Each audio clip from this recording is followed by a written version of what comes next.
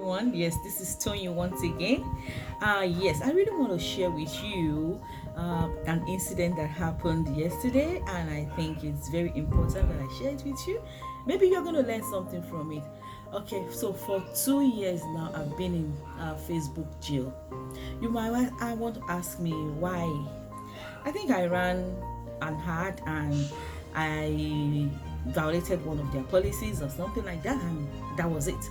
And I've been there for 2 years, like, you know, anytime I go to my back office, I will see that okay, I cannot do any ads, and I was confused, like, what am I gonna do? What am I gonna do? But after making up my mind, I said, okay, let me just try. Let me just give it a try. I'm going to go in there and I will talk to one or two of my friends, my colleagues, and then we're going to walk through my back end. And at the end of the day, what happened? I went through my back end. I sent forth another request. I got it. I was released. Oh, that is it.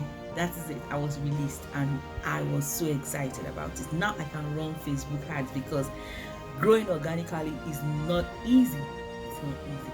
But I'm gonna do that. Okay. So thank you. It's 1 minute with Twain. Bye.